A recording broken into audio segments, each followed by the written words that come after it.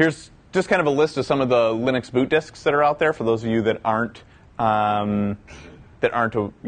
aware of them. Helix is probably the one that people use the most, right? Because it's been around and it was like the de facto standard for a while. My personal favorite now is Kane. Kane is developed by a group in the Italian government, and it is really good. It's basically Helix, but since Helix is no longer free, it does everything that Helix does, right? Is my opinion. So I'm going to follow what's free, I guess, right? Is my perspective. So I say go with that one. Raptor is out there as well. It is one of the cool things. It was originally designed to kind of handle Macs, and in particular PowerPC Macs. So they actually are the only group that distributes a PowerPC version of a boot disk, right? Forensic boot disk. And this is actually kind of helpful. I actually came across an Xserve. Anyone remember the Xserve, the Apple Xserve? That it was a PowerPC base, and I was like, I don't have a boot disk that can actually boot into this, right? Because every one of these are basically designed for Intel based, right? Which is almost every processor in computers nowadays, including Macs. But back then they used PowerPC. So something to kind of keep in mind. And it's good to have multiple ones of these in your repertoire, right? So if one doesn't work, you can call on another. Smart is another one that's available as well. And there's plenty more. This is just a small sample, right?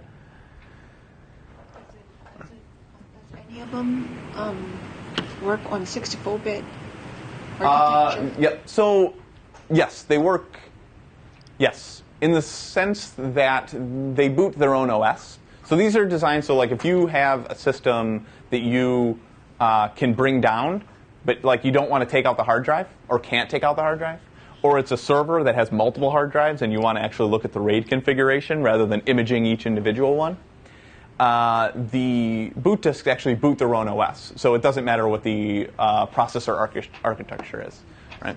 So they boot an OS into memory, right? And have all the tools and stuff and drivers that are necessary to interpret the hardware. But they're really platform agnostic.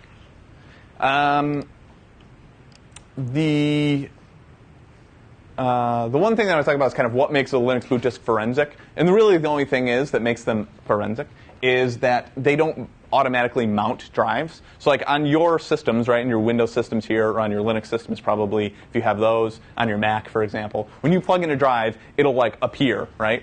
Give it a drive letter, and it's now mounted, and you can read and write to it, right?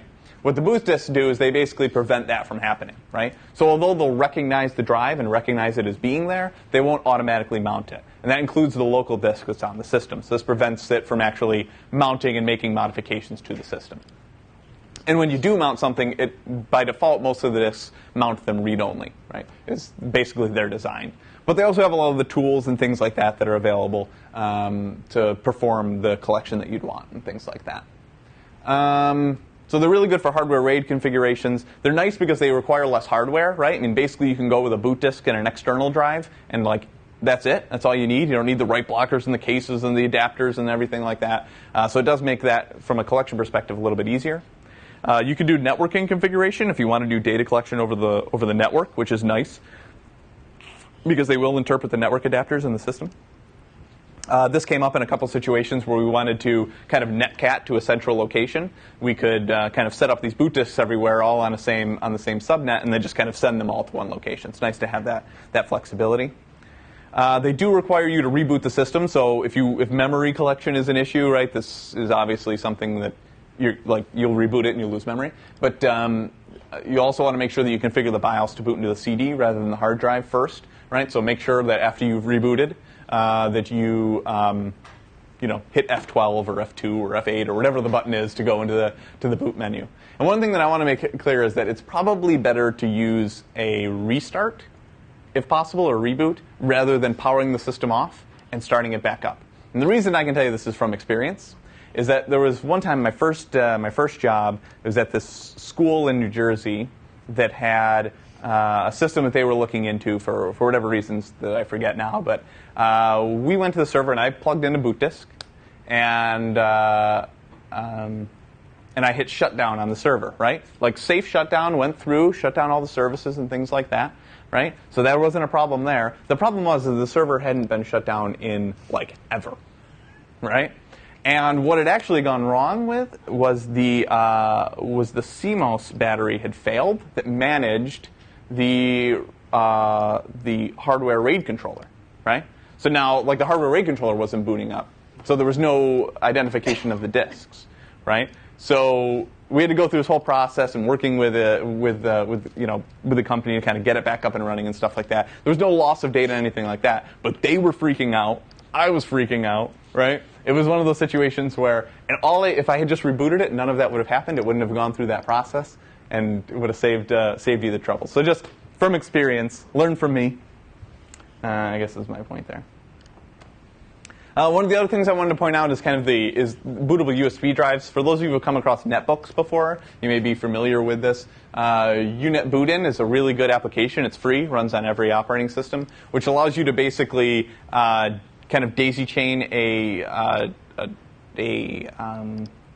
USB drive with a bootloader installed to basically hook a forensic ISO or whatever ISO you want, right? It basically just makes the USB bootable and then points to the ISO, right? So Kane or Helix or whatever else, and then allows you to basically perform the same steps. But it doesn't require you to have a CD, although that's basically what you're working with anyways. So there's also Kane has a netbook version, which they call NB Kane, which is basically saves to a USB device. And you can also make a bootable Windows USB as well if you want. It's a little bit more complicated, and it's probably less practical for most situations, but that does exist as well.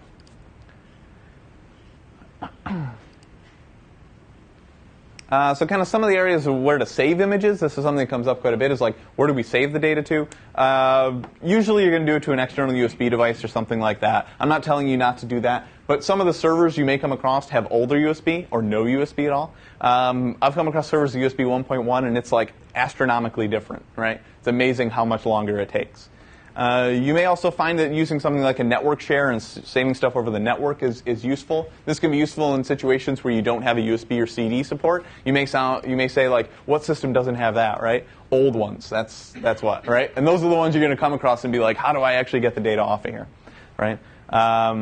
So you can basically do that to use a network share to run your applications from and things like that. And then network transfer is actually a really, really helpful way of kind of collecting data. It allows you to do it from a central location, as I mentioned earlier, and allows you to basically kind of collect data over the wire, right? You're using the bandwidth of the network rather than kind of lugging around individual cable, use external drives and stuff like that. And the benefit there is that if it's a really fast network, you're getting the throughput of that really fast network. So here's just kind of a graph. This is just kind of for laughs more than anything else. If you look at the time to acquire an 80 gig drive, right? Like, assuming that you're getting like the fastest rates possible, an 80 gig drive would take you 847 minutes, right? That's a long time. That's like 14, 15, 16 hours, right? When if I do it over a gigabit Ethernet, it's going to take me 10, right? So just something to kind of keep in mind, right? I know USB is easier, but sometimes doing it over the network is better.